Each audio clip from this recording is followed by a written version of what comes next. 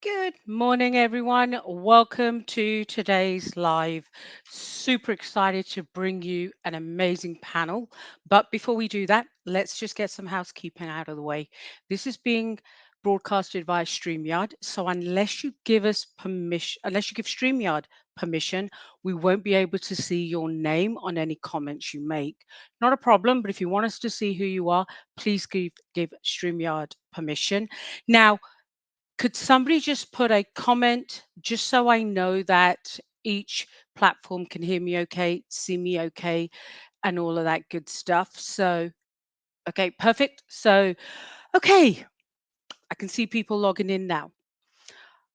The reality is, over the last couple of years, the pandemic, so much has happened.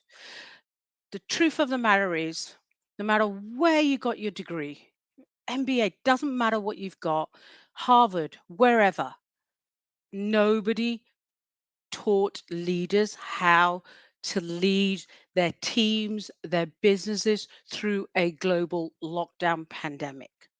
Now we're, 2 years or so into it. I brought a panel together today to really talk about some of the learnings that they've had, but more importantly, we're focusing on how do I how do you identify that high potential talent that you've got in a remote or hybrid environment. So without further ado, let me bring in my first guest, Vinolia. Hey. Hey, Sydney. Hey. Okay, so let's bring in Mark. And last but not least, Adam. Okay, great. Guys, thank you for joining us. Now, for those in the audience that don't know you, Vinolia, if you could just give a quick overview of who you are. Great thanks to Suki. I am the Chief People Officer for Adcorp, which is a workforce solutions company. We operate in South Africa as well as in Australia. Excellent. And Mark, yourself? Hi, I'm Mark Coetzee. For those of you who don't know me, I've spent the last 30 odd years fixing and growing businesses across 5 continents, across a raft of industries with a passion for people. And just here's a disclaimer. My thoughts on the session today are my own. If you want to sue me, I have no money. And Adam. Hi, I'm an investor. I've spent the last 3 years helping about 1,900 different companies either be purchased, sold, or help them to grow and scale, mostly throughout the United States and a few different places in Europe as well. I'm currently the CEO of 16 different companies that I've acquired in the process of either growing or selling them. Fantastic. I am so excited for the conversation today because normally a lot of the conversations revolved around staffing industry and so forth. So I'm really excited to see your perspective and hear your perspective. So let's just dive straight in. As I said, pandemic, 2 years worth of lockdown. Some places like Canada, we were hit really hard with our lockdown, others not so much. But the reality is, we had those individuals, and I'm just going to talk about graduates, although it applies to others who are graduating. And typically, what happens, you're graduating, companies go and they go to do the college fairs and things like that. Graduate comes out and they've got a job to go to, for lack of a better word. The pandemic caused that vortex because there was no jobs to go to. Companies are on freeze and things like that. And of course, as the world has started opening up, some of that talent has got lost. So, Vinolia, my first question comes to yourself. As leaders, what is some of the inner work that you had to do, the inner changes, the growth areas you personally had to work through, one, in order to lead others in a totally hybrid or remote work environment, but secondly, also to ensure as a business you're able to continue to identify and nurture that high potential talent? Yeah, I think Suki lockdown taught us a lot. And as you introduced, no MBA could help you navigate through this Black Swan event. So I do think for me personally, what I learned a lot out of that is leading with empathy. I think more so than ever, a great sense of empathy needed to come out from us as leaders, and trusting the people that they would get the job done. We've been in an office environment, not prepared for a hybrid workforce. And I think, you haven't seen people for long periods of time. And for me, I think as a leader, what I had to adapt to is also leading with compassion. Because we found individuals were either victims of COVID themselves and dealing with this pandemic, losing loved ones or even team members and the impact it has had. And we also found that, you were obviously, financially constrained, cutting teams, working with really lean teams, just giving people to actually breathe. Your work became, or your home zone became your office, your personal life. There was no boundaries, and people were really, really challenged on how to cope with that. I think for me, if I look at your second question, is how did we ensure as a business, we were able to identify and nurture high talent during this period, is more so than ever, leaders had to stay close to their people, understand what they were going through, know who their talented individuals were. And at this point, it was just purely recognition. I found absolute recognition of a job well done. Thank you for going the extra mile. That really helped get these potentially high-performing individuals in a positive space. There was no room for training and development. Budgets were cut. Training was mainly online. And this was the perfect opportunity for us as leaders to step up as coaches and mentors. And that's what we encouraged. How do we become coaches and mentors through a trying time to our teams and these young individuals that have just joined the workforce prior to COVID hitting? Just a little insights, and I'd love to hear what my colleagues also have experienced in this space. Yeah, because I want to bring you in here, Mark, because you're very much, as I say, in the trenches as a leader. You are, I think this is 2 years, you haven't traveled and things like that. But as long as I've known you, you've always been in the trenches. How has that impacted you? And what are some of the changes you had to make personally, as well as from a business perspective? Firstly, everything what Vinolia said. Brilliant points, Vinolia. Thank you so much. There's definitely a similarity of what you've stated that I definitely will concur with. But for me, the first thing was getting used to not traveling. I mean, Suki, you know me for what 20 odd years. I spent probably 4, 5, 6 of the month, between 4 to 6 months of the year traveling. So that came to a halt. And it's actually, you cannot believe the difference of actually getting used to staying in one place. So for me personally, I went through a massive amount of anxiety for a lengthy period of time, feeling that I wasn't adding value to the people, but being there to support them, being in the trenches, being in the office, going to see the clients, helping them solve the issues. I felt massively withdrawn. But with that anxiety, I also realized coming to that I had to change as a person and get rid of that anxiety and also be a lot more patient. Patience is definitely not one of my strong points, to be honest. I'm all about positive agitation. Let's go, like a racehorse. So I've had to learn to be more patient with people and a lot more empathetic, a lot more available on all the platforms that one uses to communicate. Because I did see in business, many leaders actually didn't know what to do and went to hide away in their boardroom behind in the ivory towers, behind their couches, and just hoped everything was going to be okay. But so empathy, compassion, patience, and giving people room to breathe, as Vinolia said. And for example, right down to pedantic stuff, which I'm all about, is when you set up a meeting.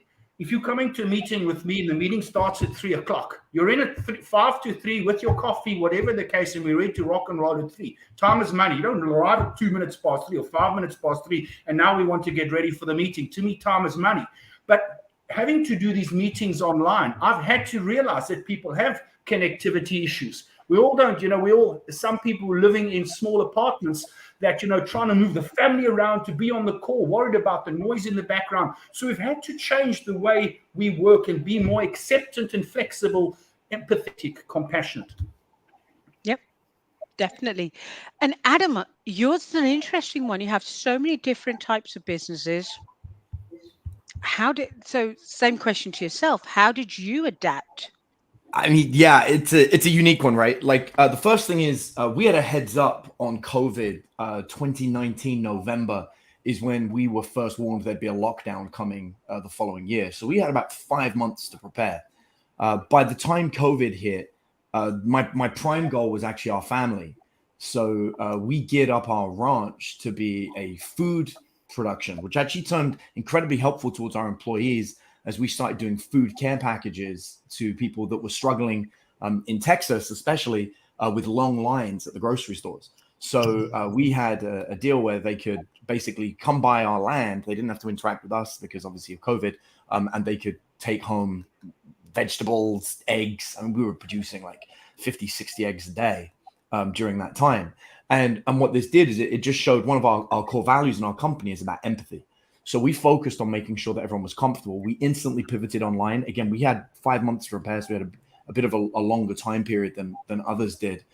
We sent people laptops. We got them geared up. We trained them on Zoom. So everyone basically was business as usual. It just virtually. The hardest company we had was we had a brick and mortar retail store that we had acquired in October of 2019. And that was a unique one because we suddenly went from doing X amount of thousands of dollars a month. I remember the first month of COVID, we made $53. And it was the one business that blindsided us. We were prepared for everything except this one. And the retail store was struggling. I mean, no one was going shopping. It was a real scary situation. And in that situation, I actually went into the physical brick and mortar store myself, and I made it my remote office. And so I was the only staff member there. And there was one other staff member that was willing to come in person. And so me and this other person, we worked together out of the store, and we developed an online strategy, and we developed an e-commerce version of the company. And actually that ended up 3xing what we did on a good month. So that was a win as well. But it really all came from this concept of empathy. And we started very much like, are they okay? Are their families okay? Do they need anything? I remember we bought a ton of medical supplies. They were talking about all the supplements that would help if somebody did get COVID, and we, packed it out, and we were sending care packages to staff to make sure they were all okay. We bought COVID testing kits that we sourced from South Africa, actually. And we had those, and we sent those to staff. We're like, at the first sign of anything going wrong. So yeah, it was really all about leading with empathy, kind of like echoing what Mark Vinolia said, being practical.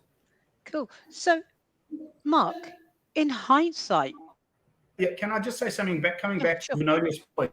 I think there's one part of all the businesses that we forget, who were so critical in getting us up and running, is the propeller heads. That's the smart kids in the back there, right? And those are the IT guys, because the IT guys, using one of your favorite words, they had to pivot. I mean, rejigging the systems, making sure everyone had laptops now that were functional to work at home. The security protocols were in place. I mean, for example, for us in the Philippines, was a massive task. I mean, thousands were working there, all scattered across the Philippines. And we had working for them to pay for their internet.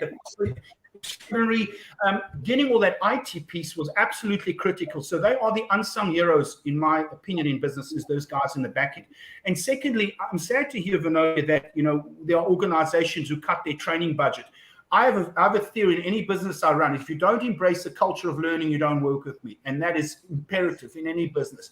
And in actual fact, what I insisted we do is we ramped up all our training to readjust, to work through what we were facing in terms of different ways to approach the market during COVID, how to treat our people, etc. So if anything, we invested more time, money, and energy into training and development of all our people, top to bottom, left to right. Yeah, that is so. You make a really good point there, because the reality is, I said earlier, no MBA teaches you how to run a business during a lockdown, but our salespeople, our teams, and I use salespeople and replace that with everything. None of them knew how to sell during a lockdown. So that's where the training becomes even vital. So, Mark, let me ask you this. In hindsight, what worked, and what were some of your learnings, and how have you continued to pivot as a leader to ensure that you're actually still able to identify that talent, that high potential talent, because hardly anyone's back full time, right? We're in that remote or hybrid. So, what were your learnings, and what are you doing now to make sure that you see that diamond in the rough? You see that high potential person who's not sitting there in an office saying, "Look at me, look at me."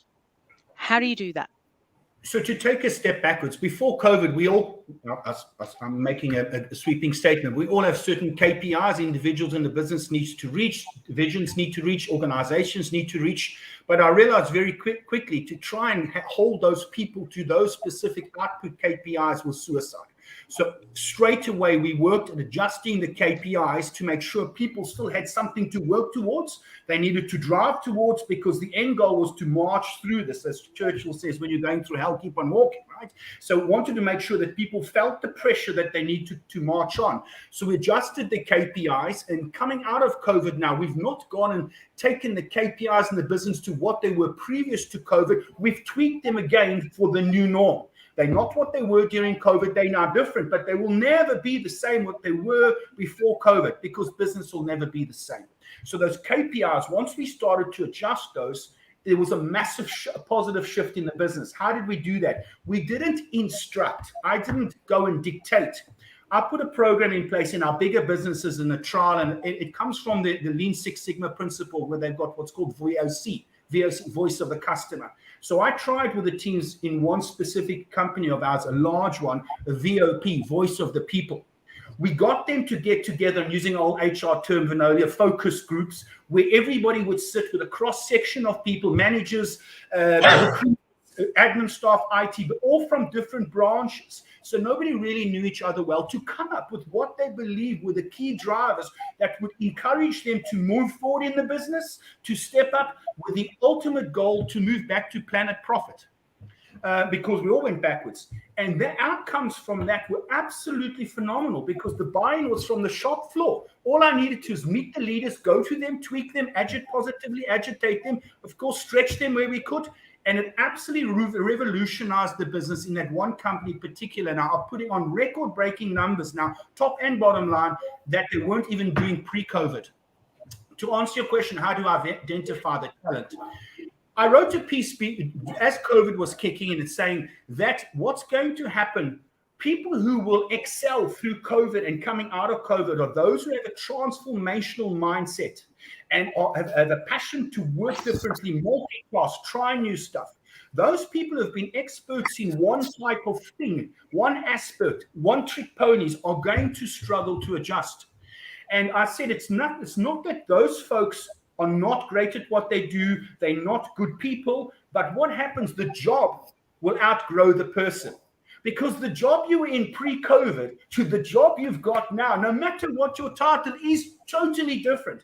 So what happened is those people that were sort of in the background, that you didn't want to think were going to be high flyers, that you thought were mediocre, were starting quickly to outperform those that were the one-trick ponies. So what happened, you'd get what we call the resignation pandemic, but those were starting to leave, of those people who could not adapt, didn't want to adapt, and just couldn't really deal with the change. So they jumped ship. But what happened, the transformation program we had in place is those youngsters and more mature people in the business who had a transformational ability, skill set, want and desire, outgrew their job in a positive fashion and have now taken over the roles of those people. Long-winded answer, but I hope in the nuts and bolts of that makes sense to you all. Totally. And Adam? Specifically, which question? Just to just follow on. So what were some of your learnings in hindsight? From after the situation? Yeah. I mean, yeah, it's hard to say. Like, in hindsight, there wasn't much. We were prepared. Like I said, that 5 months really gave us a head start. I mean, like just being honest, all our companies grew a minimum of 50%. One of our companies, specifically the retail store, I mean, it 3x'd within the first 3 months and continued on exponentially. So to say there was much learning afterwards, honestly, I'd be clutching at straws. it was preparation. Now, what I will say that I think could be beneficial to everybody is there were signs of this happening in advance. Like there were signs of Russia moving on Ukraine, like there were signs that the recession that people were worried about coming is probably not going to come. And even though the official recession was 2 quarters down on the GDP, we were dealing with an inflation of spending that happened after the wake of COVID and the stimulus boost. And I remember thinking at the time, in all 3 of these situations, 1, how is everyone ignoring COVID? This is going to lock us down. 2, Russia's going to invade Ukraine. And 3, we are absolutely not going to end up in a recession within the next year or 2, or in anything that actually has an impact beyond it being a statistical recession. And I think that something that everyone could probably do a little bit better with is have a look at what's going on, not retroactively, because the news always reports, here's what happened, or here's what is happening. But it takes a little bit more forethought to look and say, what's happening next? And I know in our companies, we spend a lot more time looking forward and preparing for these things. For example, anyone that ever believed that, and I think, both Mark and Vinolia would be well aware of this, we were never going to return to normal. People were never going to return to the office. And the companies that are trying to make their employees return to the office are struggling. The Great Resignation could be argued to be being triggered by companies trying to make people go back to the office after they've had the enjoyment of being able to stay at home, not have to pay for babysitters and all these other benefits. If companies just thought ahead and recognized the movement, which is those that are successful are moving out of the cities and are not coming back. Those that could not afford to live in the cities before are moving into the cities because now it's a little bit more affordable, but don't want to work in an office. They want the benefits of the city without going to the office. These future thinking trends, if you apply your company based around that, that's going to be better. So yeah, I know it sounds horrible to say, like, what did we learn in hindsight? The reality is not much. A better question would be, what are we learning about what's coming next? And I think you're going to find the next 4 years are going to be just as shocking as the last 3. Adam, I love the point you raised, and any business that's going through transformation as a leader, you need to be wearing two pairs of lenses. It's almost, you've got to have one on the front of your head and one on the back of the head. One in particular, watching the competitors coming, and also then looking what's over the hill. And often we spend so much time looking behind us, is that paranoid about the competitors. We don't see what's coming down the track. And I think that preparedness piece is key. I was fortunate that I was heavily involved in our Hong Kong and Singapore operations. And of course, when it hit Hong Kong and China, I was living it with those people on a daily basis. So I was already warning all our CEOs around the world that this thing is coming. We've got to get ourselves sorted. So I think part of our success was also partly due to that preparation and the people prepared to flex. Some were slower than others, but on the whole, we have survived it pretty well. And part of that is having the foresight and, dare I use this? I only said testicles or balls, but I'll say it anyway. The balls to make the tough decisions that people may be scared of because they're so used to the way we used to do it yesterday. If someone's got to push, someone's got to take the risk. Yeah, well, I mean, it was like the crypto collapse. We predicted that as well. I don't know if I think the majority of the world was shocked, but I wasn't, because the sign for it was there was the very first tweet went up for auction, and it was bought for 10 million originally. It was predicted to sell for 25 to 50, and it sold for like 10,000. I think it might have got inflated a little bit higher because like his friends, or he bought it back because he was worried about it. But that was it. I was like, that's it. All confidence is gone. And from that moment on, the crypto market just collapsed. And I remember all my friends that were into crypto was like, how did you know this? I was like, it's very obvious. Like, but you've got to listen to the whisper that's struggling to be heard against the noise. So, again, the media is screaming, there's a great resignation, there's a great resignation. No, there are a bunch of people that got offered a better life and they don't want to go back to what it was before. And the staff and the employers that recognize that and provide that environment are going to do better. Like, we were featured in the New York Post recently for we are able to get our staff back to the office. And, we have an office environment and our staff come to work. And so the New York Post, how are you doing it? They were fascinated by it. And we said, well, it's pretty simple. First of all, No one has to be in the office until 10 a.m. So they can all avoid morning traffic. Second of all, with permission, anyone can work remotely, providing it's not for a too extended a long period of time. If you want to go on a 1 month vacation and work remotely, that's fine. You just have to approve it in advance so we know, because we have a chef that provides gourmet food every day at lunchtime. And we will alter what we get in terms of food. And when I mean gourmet food, I'm talking about my staff eat duck, lobster on a daily basis. Like they're eating 5-star cuisine that's prepared fresh. I'm looking for a job. Yeah, right. I got you. So, we provide full medical benefits. We provide 5 weeks paid vacation for all of our staff. So, we're very much a staff-led company. And my favorite is the picture in the New York Post is one of our staff members hugging a chicken.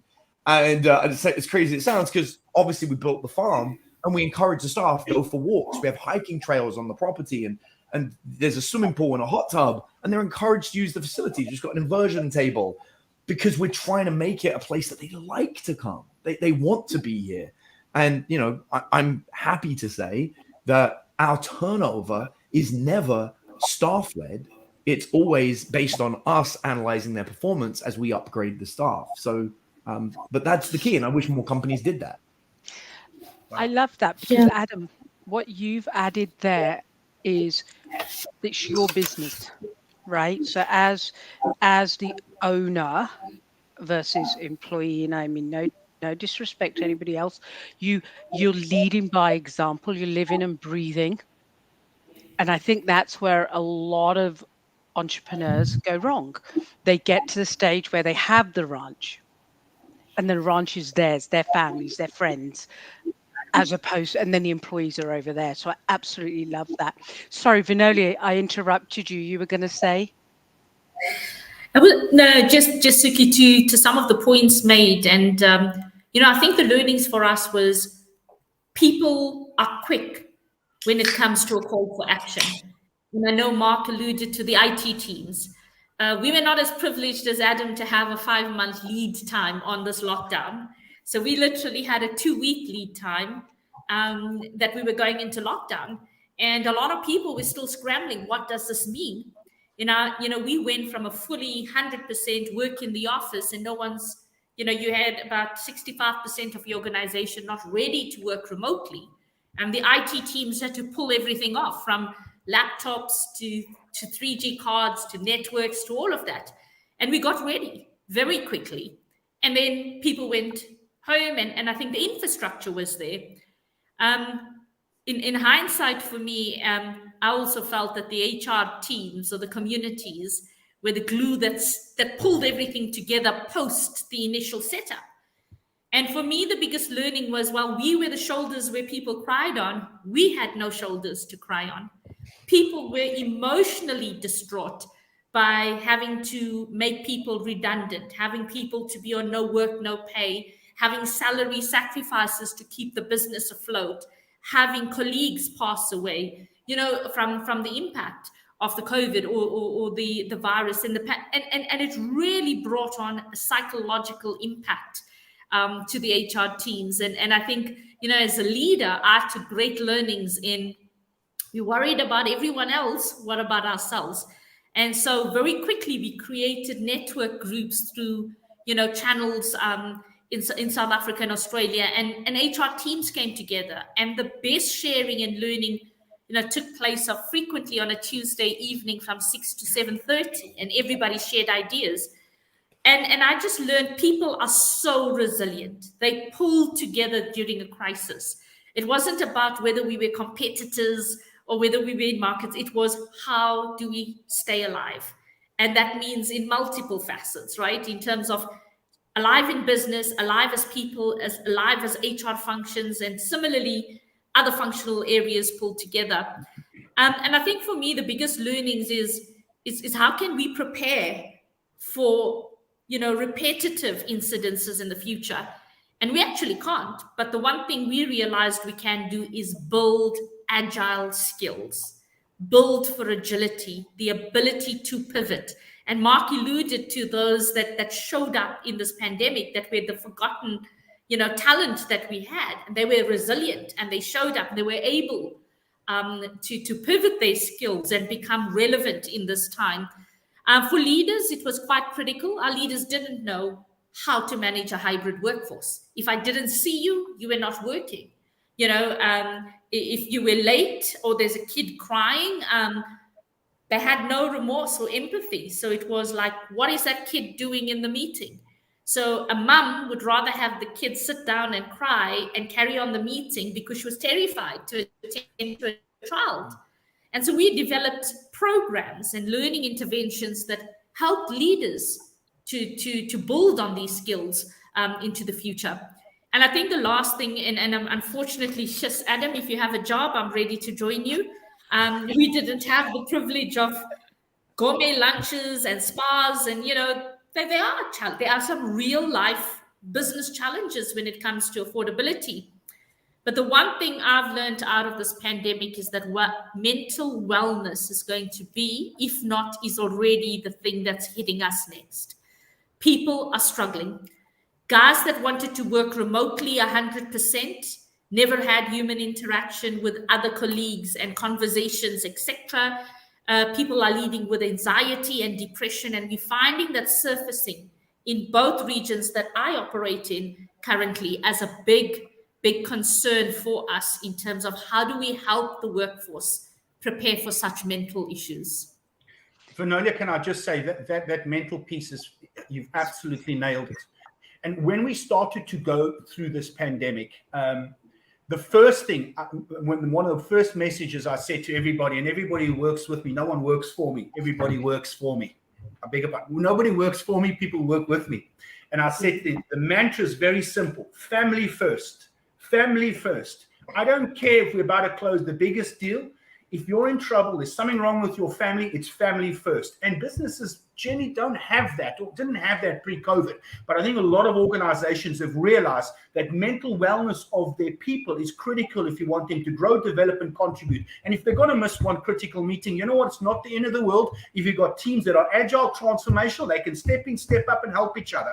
And once we've started to really live and breathe that family first, it's amazing how everybody covered for each other when they needed to. And we didn't drop the balls. If anything, we became more cohesive as a team globally, and the results started to flow from that. So that family first piece is imperative, and it helps with that, as you said, that mental wellness all around.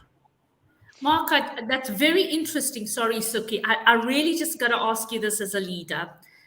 You might pronounce that is the culture you want to create. But deep down, you have line managers and leaders that are not supported or work against that grain. How do we deal with those that go against the grain of the culture that we want to create to the organization? Vinolia, yes, because it is. It's a hell of a tricky thing. And to me, it all starts at the top. And fortunately, the businesses I support, our chairman, and maybe I'm lucky because I am at the top.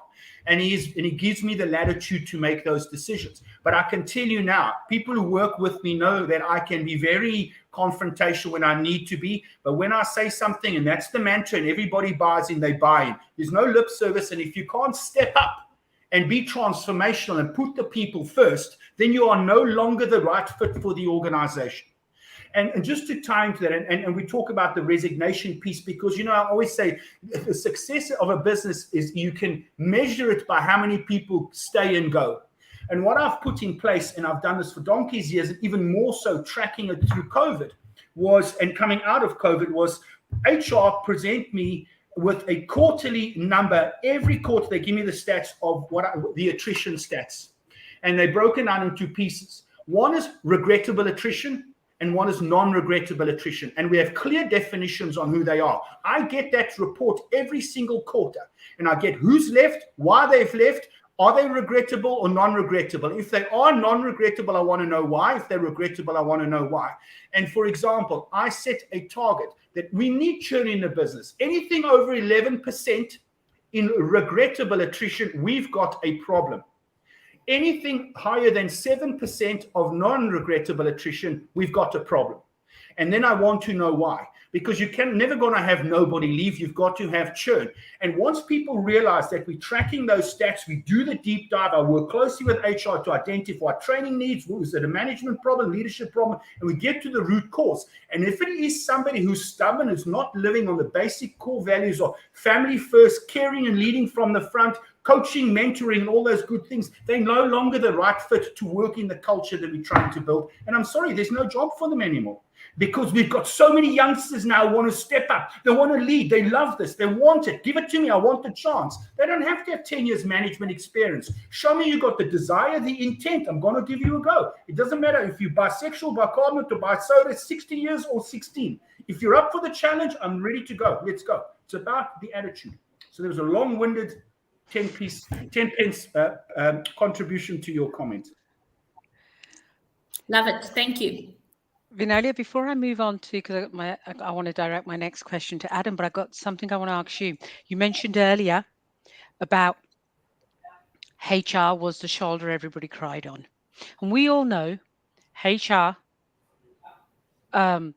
is the first area, unfortunately, companies look at and they say, cut HR, cut HR. We're seeing it now. But that'll take us down a completely different rabbit hole that we don't have time for today. But you mentioned about creating the sixth, I think you said from 5 to 6:30 or whatever it was, where you got together with fellow peers. Have you kept that going? Because the pandemic, fingers crossed, it's done. But as you said, something else is going to come. So have you kept that going?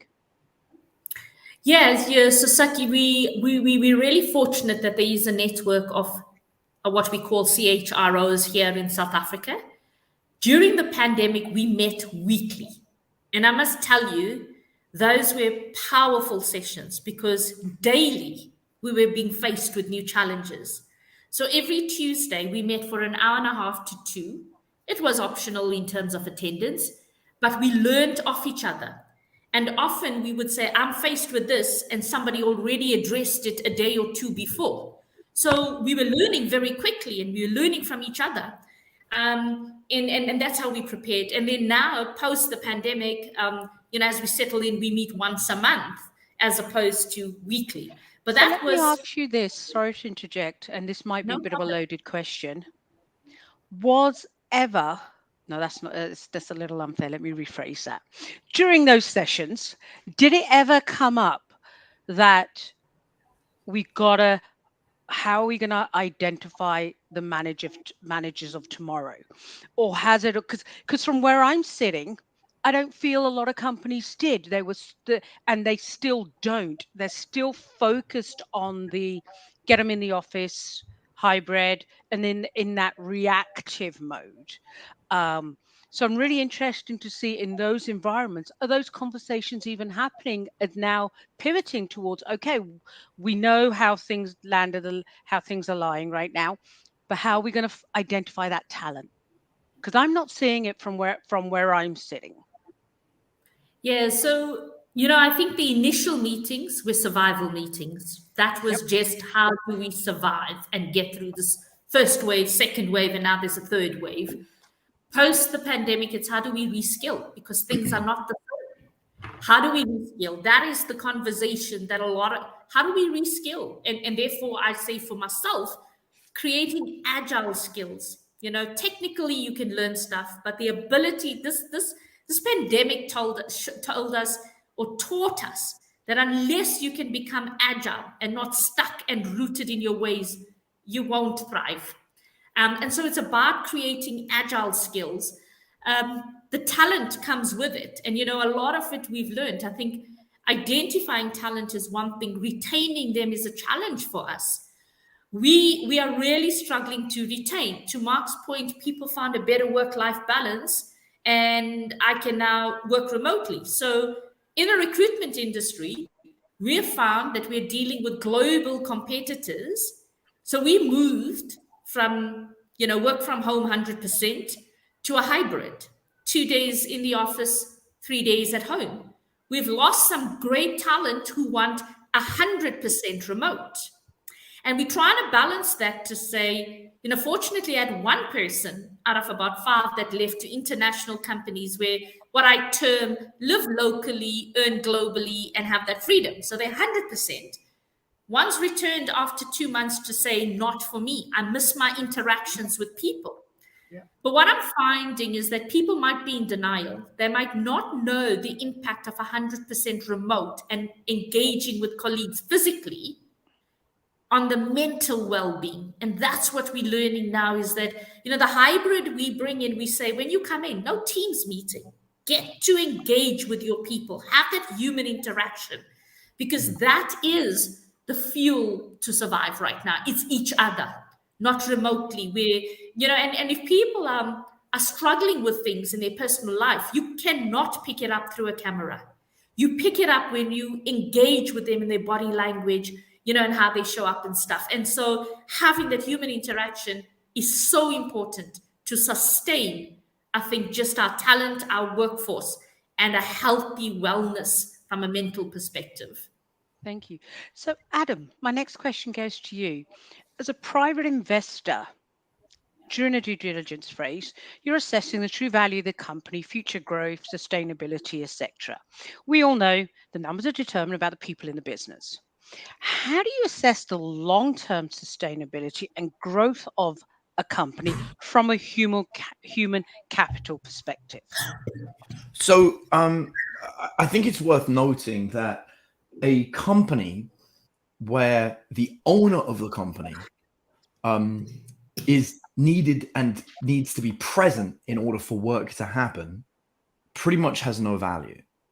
And I've seen many, many times where somebody's got a company that's worth X amount of million on paper, but when it comes to sell, one question gets asked, which is pretty standard in due diligence, which is how much do you care about the company? And the seller will say, are you kidding me? Care about the company? I touch everything. I'm involved in everything. And that's my number one way to reduce the value of a company down. I'm like, well, in that case, this isn't worth anything because you're going to sell it and leave. And now you're not going to touch anything. And how do we know that you're not an integral part in order to make sure that this is key? So exactly like you said, the value of a company is based purely on the staff and how well they work without the head of the company saying anything. And this is almost like the golden goose that lays the golden eggs.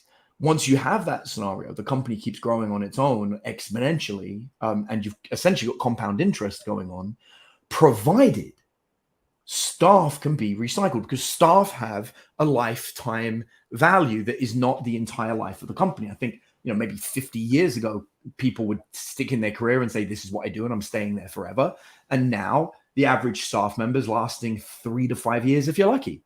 And then moving on to the next thing, as our attention spans get shorter, our career choices get shorter, and staff have realized that the more they switch job, the easier it is for them to get pay rises. It's far easier to get a new job that will pay a little bit more than it is to get a job currently to pay them higher and increase their salary. So therefore, then the question is, who is in charge of making sure those staff roles are fulfilled and fulfilled in a way that the head of the company isn't needed? And that's the HR department, which is arguably, in terms of valuation, the most important part of the company. Because if your HR department isn't capable of replacing staff members as and when they move on, then you're buying something that's going to decrease in value as soon as the current team cycle out and move on to do something new. They have to be cycled in again. So yeah, I would argue it's not only incredibly important, it's vital, and maintaining that HR department is going to be a key component in that. Mark, you've got vast experience in this space as well. I'd love to hear your comments on this. I agree with Adam to a certain perspective, to a certain point. If you're going to buy a business, you need to have a leader who's switched on and who's knowing what the hell's going on in the business. And if they is fully immersed in the business, to me, that's a good sign. There's a difference between leading and micromanaging to death in terms of a dictatorship. So, if you've got a dictator who's barking and shouting orders all day, then you're not going to have a business that's going to continuously grow because they're fearful of the owner or the CEO. But if it's more a strong leader that you can see is going to assist and is the glue that's holding the business together to drive it forward, good.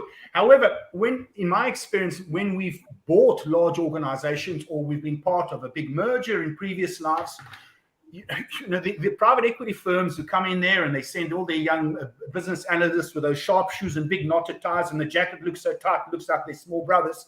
They walk in there and they crunch all the numbers. But one thing they don't get a feel for is the people. So you never really know what you're going to buy in terms of people. Because in any acquisition or takeover, there's always the challenges of how to integrate the people. And therein lies the trick. And to come back to Adam's point, is when we've involved in doing acquisitions, you don't have time to go and spend, if it's a large organization, 1,000 people, to get to know them all. You get to understand the leadership team, you spend time with them, fireside chats, blah, blah, blah. But one of the key people that is left out of these meetings is the respective company's HR head, which I think is the most bizarre thing.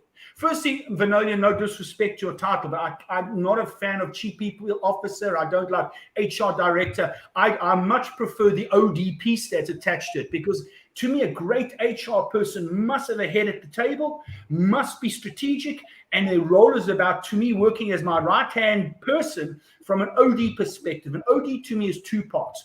One is that person has to drive me to change and think how to improve the organizational design. In other words, the sticks and boxes, who sits there, why are they sitting there, we've got too many, too little.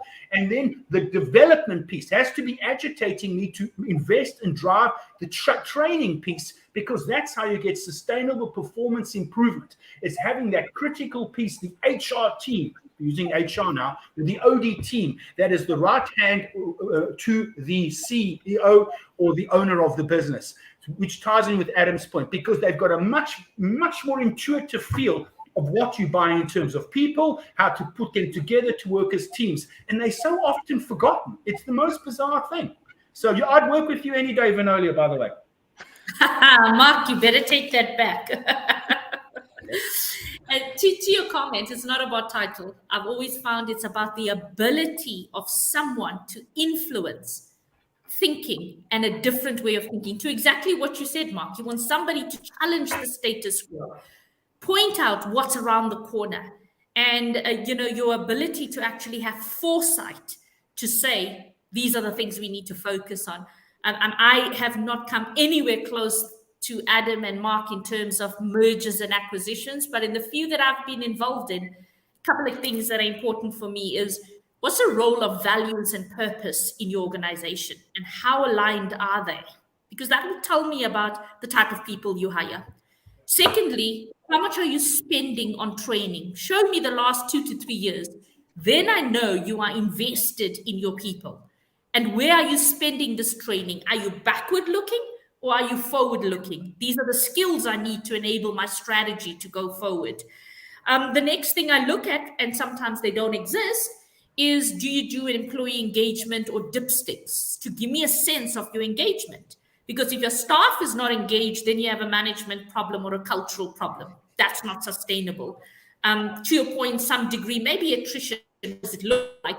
And then do you do 360s? Because more important for me is, are your leaders being evaluated? Are your leaders truly leading as per the purpose and values of your organization?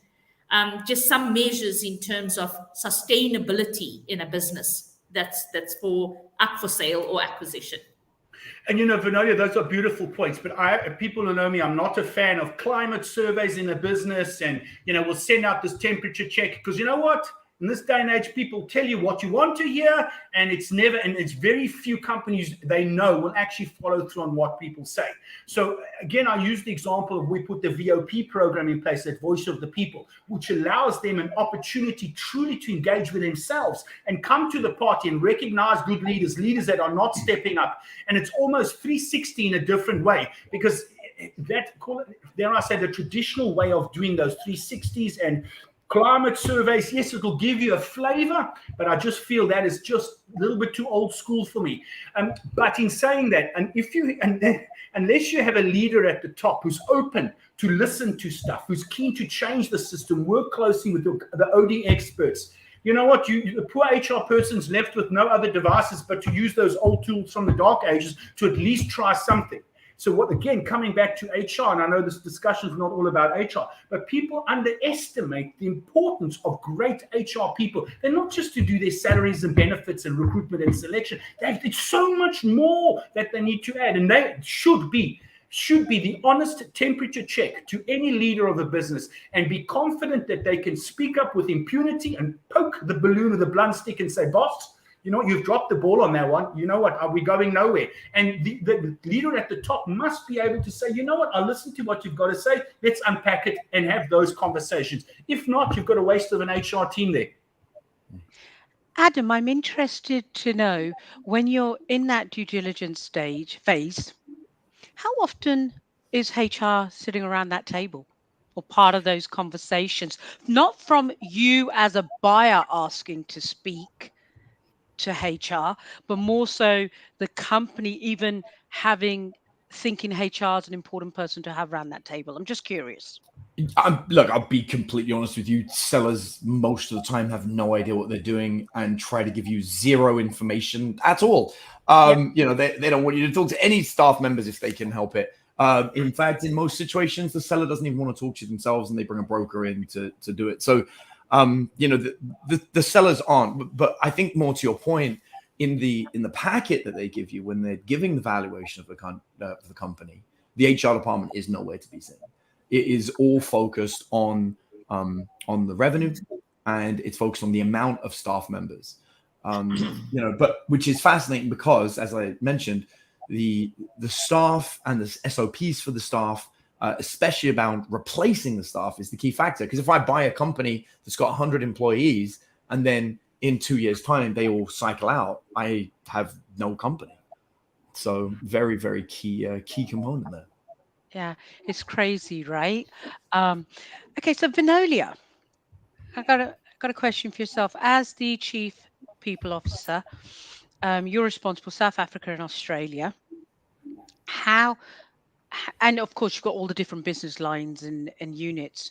How do you, from your perspective, create and ensure best practices are applied in each region, but also the adaptability, because what's working in South Africa won't work in Australia, type of thing? And how do you ensure that each region has best practices that's going to allow them to identify the talent and nurture the talent, and make sure they have the tools to nurture that talent? That makes sense? Yeah, absolutely. I think, you know, finding that talent, attracting that talent, and retaining is becoming top of mind for everyone. With the great resignation, people preference in terms of work-life balance, I will work when I want to. It is a concern. But the reality is we also have a business to run. We also need to have consistency with IP and knowledge and processes. You know, you can't be churning out people. So it becomes very key to identify those high potentials. And high potentials is not only on key critical roles that are functional to ensuring the business success. You know, it could be specialist roles, it could be support functions. We create frameworks, and I think what's important is just high level, so there's alignment. But you must localize those frameworks for the environments in which you work with. And you must have respect, like we have an MD and an HR team in Australia, and similarly in South Africa. They must give input to say, this is how I will adapt it to my locality to be able to thrive. That's key. You got to have that flexibility. If not, you cannot be dictating from a palace up there and have no reality on what's on the ground, and then you mess things up. So you must be open to that, and you must be open to, to the change. What's also key is, how do we use this opportunity for mobility? People want mobility, they want exposure. And if you are broad in terms of geographical dispersion, how do you use that to grow your talent, to expose your talent to different challenges? So, you know, exchange programs, shadow exco teams kind of thing for young potentials to come up to actually say, money is not important, but spending time with Mark to understand what made him successful, what's my area of weakness is Adam's success or strength, I want to spend time. That is now more powerful and valuable to retain staff as just as opposed to a bonus or a great reward. Can I just say something, Vinolia? That is absolutely fantastic, and you're right. It's about adapting the KPIs or SOPs, call it what you will, to each country, because there are fundamental differences. In particular, if we look at the different cultures, I mean, Australia is similar to the UK and South Africa. You know, there's lots of similarity, sport, and there's more South Africans in Australia these days than there are than Aussies. But certainly, if you are dealing with countries in Asia, for example, you know, Hong Kong, Singapore, etc., you know, culturally, you know, to speak to them in the way as South Africans do, we come across really harsh and arrogant and all sorts, which is not necessarily the way we are, but we have to sort of dial back and accept their culture, get to understand the way they speak, how they embrace stuff, how they learn, how they implement, without losing the nuances of what you still want them to achieve to meet company standards. You know, I'll just share a simple example, and you make the point about juniors interacting with more seniors. So for me, I've loads of people that work with us, loads around the world. I send each and every person, no matter what role they're in, they could be an intern, a junior receptionist, on their birthday, they get a personal message, an email from me. And I invite anybody, I don't care where they are in the world, if they want to talk to me. I've talked to all the junior managers. We have town hall sessions. I ask them to ask 101 questions, get on them to jump on the calls with me. I always make the time, because you know what? Without those people, I don't have a job. And if they can see what I'm really like, and in particular through COVID, I learned a few things. And Bev White, who was on the previous panel, it's about being visible and being accessible, not hiding away. So we really worked hard on that. And for people to feel comfortable that when I issue an instruction, they know it's coming from, it's not this big scary dude at the top, or maybe I'm scary, but they've had a chance to interact. And I allow them to ask me anything. And I tell them I may not have the answers. And I share all the failures that I've gone through, that I'm still learning every day. And it's remarkable the difference you get from people in terms of their output. They want to just get involved now, because you know what? The guy at the top, and I hate the word at the top, is happy to talk to you no matter what level you're at. Those guys are full of pomp and circumstance, or hiding their ties in the boardroom. There's no place for them anymore. They've all been found out coming out of COVID. They've all been caught out for what they truly are. Just to add very quickly, promise, Suki, 30 seconds. Mark, what we have actually said is that the management and promotion of talent is not an HR responsibility. It is an individual and a line manager responsibility. An individual to show up, seize opportunities, learn, develop, grow, self-driven. Managers to spot the talent, grow the potential, and create the platforms to expose that talent to at least 2 levels higher. So that's how you could see. Managers that suppress talent are not managers that we need in our environment. So how do I spot a talent, grow it, nurture it, and expose it for advancement, promotion, whatever? So yeah, it's an old school thinking that HR must manage talent. No. I love that. Yeah. And you're right. It's about people who want to advance. To me, it's more just showing up at work and then hiding in the wings. It's about showing up and being present, but want to be present. And you know what? If your manager's not giving you room to breathe, you need to know that you can speak to somebody to the left and to the right and make yourself heard. And anybody who works with me knows that we have that transparency, that anybody can talk to me if they're not happy with what's going on. Not to come and whinge and complain, because then you must have a solution and you must have a fact-based case of why you're feeling you've been bypassed. And then we will look into that. But everybody needs a platform that they're allowed to speak openly and not feel that if they're going to speak to the boss, they're going to be worked out of the company. Disaster. That's why people leave. Adam, I've got a question. I just want to bring you in here, because as I'm listening, I'm thinking you've got 19 very different companies, right? Mm-hmm. The bricks and mortar and what have you. Do you have a place where you're bringing the heads of the different companies together, so there's shared learning and how they're identifying talent? Are you moving people around, or is that not even an option with your business? It's a great question in terms of structure. So I'll try not to lose everybody, but what we do is every Wednesday there is a meeting with all of my business partners, and that's where we go over big, broad strategies. And then my core company, which is kind of like what we call an SPV, which is a special purpose vehicle. The core company owns either shares or 100% outright of the other, the 16 companies of the other 16 companies. And the team in the core company are available for hire via the other companies on a fractional basis. So the core company is where my C-suite reside in that main company, and staff members.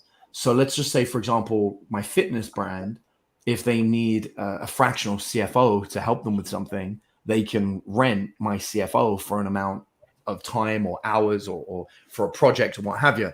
And we have an entire rate card. So my core company actually profits off of that time as well from the other company that I own. So I'm taking some off the top anytime they do that.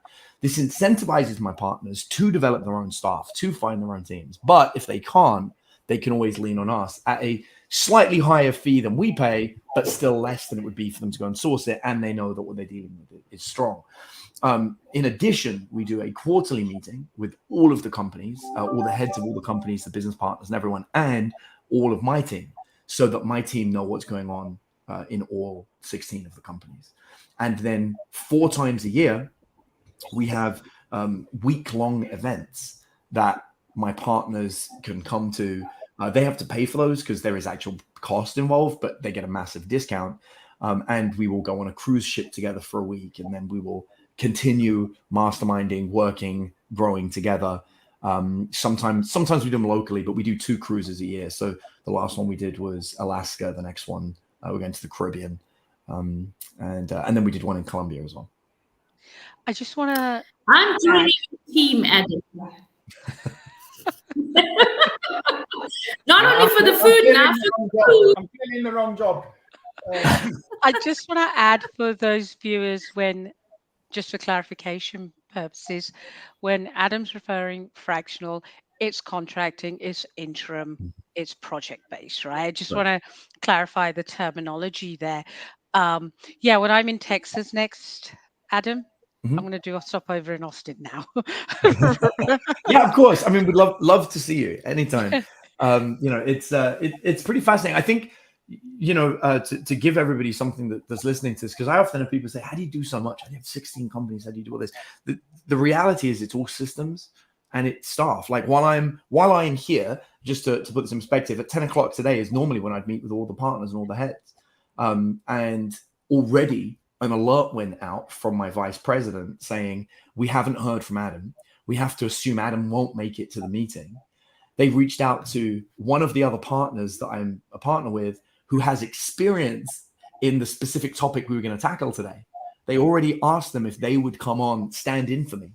And now my vice president, my assistant, and my business partner are now taking hold of that session and training all the partners. So I didn't action that. That is a protocol in our company that my staff are now carrying on. That's how we're capable of doing it. And so I always work on the highest leverage thing. If I'm not doing the highest leverage thing and I'm free, I do the scheduled thing. And if I ever don't turn up to the scheduled thing, my staff kick in and take over. That's fair. I mean, that's so true. So I've literally been spending the last year trying to make myself redundant in the business for exactly that, right? So so it allows. I'd employ you. Sorry? I said I'd employ you. Needs a job, clearly. I swear, you and I, if we were working together, I think it'd either be amazing or we'd kill each other, right? It'll be one of the two. Niven's got a question here. When it comes to finding and nurturing the future leaders, do you think current practices are working, or do we need to adapt? Who wants to take that one? So I've got a unique perspective on this because, I'm not really in recruiting or staffing, but we do have a unique model. What we have is internal paid trainings that external people can take. So we charge $5,000 for a year of training in any given role within our company. And essentially, we charge people to learn our standard operating procedures. Now, if you're an employee in the company, it's free. If you're external, you pay $5,000 to go. Now, we're aware that then we're giving our standard operating procedures to potential competitors, staff that are trying to level up, that are going to take that to our competition. But we don't mind because it's the execution of the standard operating procedures that really matter within a company. And there's no secrets. Anybody could work it out.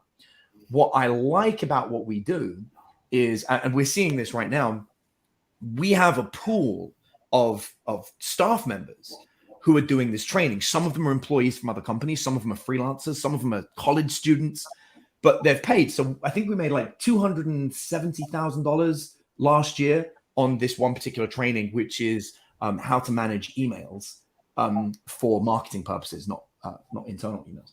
And so all our staff members get it for free. My business partners get it at a massive discount. And these other staff from external companies, what have you, pay to do it. So it's a revenue generator. But better yet, what we do is we tell them it's going to last 12 weeks, but we never kick them out because it rolls. So we have about 20 people, staff members, employees of other companies or business owners, and it's rolling. And so we needed a position filled for that email marketing recently. And all we did was go live in the chat, in the Zoom that we do every week, and say to them, does anyone want a job? And we just get like 3 or 4 hand raises of people who have studied our standard operating procedures for a year, of people who have paid to do that and stay focused and brought it to whatever they want. And in every single time, we end up pulling a staff member who's now already been trained. And so the way we're cultivating that future leadership is we are charging people to raise their hand and say they want to come and do it. And then now we have a locked off pool of future leaders we can select from. Wow. That's an amazing perspective way of doing it. I've not heard anybody do it like that. Thank you. Guys, I know we're running out of time, but do we have time for one more quick question? We've been talking about, as leaders, as business owners, as the CEO, as head of HR and so forth. But you can you can lead a horse to water, you can't make it drink. What advice have you got for those individuals that are watching this and as I alluded to earlier, that vortex, are feeling as if their employer is not noticing them because they may not be the loud mouths and they may be working from home whilst others are in the office? What advice have you got for those individuals? Because they've got to take charge of their career. They've got to own, it's not the responsibility 100% of the employer. The employees also got to take. So let's start with you, Vinolia. What advice have you got for somebody that's listening to this and sitting there thinking, I get passed over for promotions, I don't get noticed? What are some of the things they can do? I think start doing things differently, because clearly what you're doing hasn't been working. So 1, be self-driven. Don't wait for someone to tell you, go on a training course, develop the skill. Lots of free learning now along, online and stuff. Own it. 2, go and find a business problem, even if it's outside of your area of expertise, and solve it and say, we are challenged with this. Have you thought about XYZ? Because when you start thinking differently outside of your area of specialization, you will be amazed at the innovation that will come out. Don't wait for someone. Brilliant. And Mark, what have you got to? Absolutely spot on. As I said, show up and become present. And at the end of the day, positively agitate. Find a problem that nobody else is able to deal with. Make yourself heard through actions. And at the bottom line is, if you're an organization that's not listening to you, is not seeing you, and you've gone through self-learning, you're presenting yourself, you're keen, you're putting in the extra effort, you're tackling problems that nobody else is tackling, and they're still not giving you the recognition, trust me, there's somebody out there who will look after you and snap you up like this, because you're in the wrong company. No, totally agree. Adam, yourself? Slightly different perspective. Here's what I would do, and here's what I've done and recommended. Find the decision makers in your company, the highest people up. You may not be interacting with them, they may be much higher than you, and identify what trade shows and conventions they go to. Buy the most expensive ticket to that trade show or convention. It's gonna be like $500. This is not a large amount of money. Go annually, every single year, to the event. Make a point of networking, not with the people that you want to hire, but the people they want to get to know. Rub shoulders with all the people that they wished they could talk to, that they're hoping to meet with in the company. Eventually, I reckon this strategy takes about 2 to 3 years. Bear with me on this, because if this is the industry you want in, I'm about to make you ridiculously rich. When the owner or decision maker of the company identifies that you already know the people they're trying to get to know, and you're already rubbing shoulders with them and joking and laughing because you're in the industry, but you're not trying to get anything out of them because you're just an employee, the owner of your company is going to want to know how the heck you're doing this and how you're connected. Love it. This is a fast track route, not to a pay rise, but to C-suite level, six figures, high six figures, business partnership, massive, massive pay rise. I wish more staff members understood that, because as somebody who buys companies, I'm looking for staff members who are doing this, because they're the ones that have the network, the connections that I want. And if I buy a company and I find out that there's 2 or 3 staff members that are already going to the right trade shows, networking with the right people, I'll buy the company based on that. I don't need anything else, because they're clearly powerful people. And as crazy as it sounds, I'll give them a percentage of the company to ensure they don't leave, because that's a great way to make sure they don't bounce out and go somewhere else. And I'll say, look, I'm going to buy this thing. I'm taking 100%. You 3 are at every convention I go to and talking to all the people. I got 15% in it for each of you, giving you 45% of the company. If you'll stay on, keep doing what you're doing, make this grow, and come in with a 10-year exit plan. Love that. Yeah. Love it. Yeah, no, some fantastic advice here. Guys, I know we're running out of time. So any final thoughts? Yes, I have a final thought, if I can jump in. Yeah. Firstly, Suki, congratulations on becoming an author and being published. Thank I know you. your fantastic book, How to Launch a Staffing Agency, is going live on August the 17th, I believe, and very privileged to have read it from head to tit, so to speak, and it is a phenomenal piece of work. And I'm so proud of you. Super excited for everyone else to get their grubby mitts on a copy. Fantastic read, and well done, girl. Absolutely fantastic. Thank you. Thank you. I'm speechless now. Adam, any final thoughts? Yeah, I think, for everyone listening here, whether you're an employee or HR staff or a business owner, learn the processes that make a successful business. If you, even as an employee, you should know what it takes, because if you're turning up every day and it's a paycheck, or even if you're in charge of an HR department and you think your job is just keeping the staff happy, you're missing the point. The more you get in alignment with the owner, founder, CEO of the company, the easier it is going to be for you to understand why decisions are made, and you'll be able to make those decisions ahead of time. In doing so, you become invaluable. That's how you secure your role and get the equivalent of a piece of the pie. I have a very short story that I promise you is incredibly relevant. I had a business partner come to visit me. We'd just gone into partnership 50-50 in a company, and we were socializing with our employees. We had employees for both of our companies. Now, my business partner has a very unique diet, ridiculously unique. You'd never have heard of it before. And in preparation for him coming to my house, I kicked out all the food in all my fridges and brought only food he could eat to make sure that we didn't make a mistake and give him something that he couldn't have. On day 1, he was shocked that he could eat everything in the house. And I said, look, make yourself at home, help yourself to whatever you want. And he was like, you're not going to have anything I want, and was blown away that I'd done that. In addition, I had our chef cook for him. And every meal, I got my business partner to rate it on a scale of 1 to 10. And he goes, I'm very hard to please. And I was like, that's fine. Just rate every meal and tell me what it's missing. So initially, I think the first meal was like a 6. And I was like, well, what does it need? And he gave feedback. We got to a 7. We got to an 8. And about 2 days before he left, his eyes glazed over. And he said, this is the best thing I've ever eaten in my life. Wow. And he goes, this is a 10 out of a 10. And his staff were there. And they looked at him and went, what? We've never heard you be happy about anything. And he goes, this is a 10 out of 10. And he goes, but more importantly, I want to pause here. We're surrounded by my staff. We're surrounded by Adam's staff.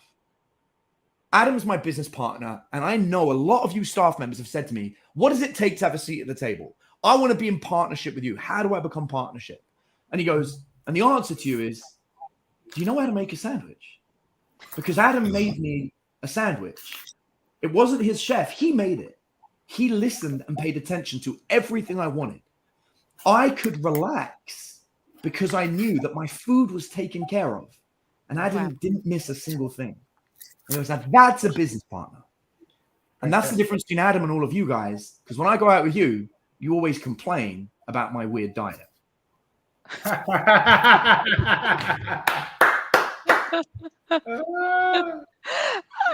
Last one is Vinolia. Any closing thoughts, comments? Yes, okay, I'm going to quickly give you my last thoughts and comments, and if you don't mind, we'll have to drop off. But for everybody listening, just a reminder, we are all our own limitations. We add limits to what we want to do. Think differently, think broader, think out of the box. Don't think as the crowd is thinking, because you'll never stand out. Fantastic. So, guys, Yes. thank you Good luck. ever so much. Thank you ever so much. Now, if anyone wants to get a hold of you, can they just reach out to you via LinkedIn? Is that the best way? No problem. Brilliant. So Thank you ever LinkedIn's so terrible much. for me. I'm going to go one step further, and I know this is kind of unorthodox. I'm going to give you guys my phone number. So I'm in Austin. My phone number is 512-957-3141. If you've got a question specifically relevant to businesses, which is more what I do, feel free to text me. Happy to help. Fantastic. Mark, LinkedIn, is that the best way? Yeah, I'm good with that. Yeah. Fantastic. Guys, thank you ever so much. Really appreciate you sharing your knowledge with the audience today. Take care.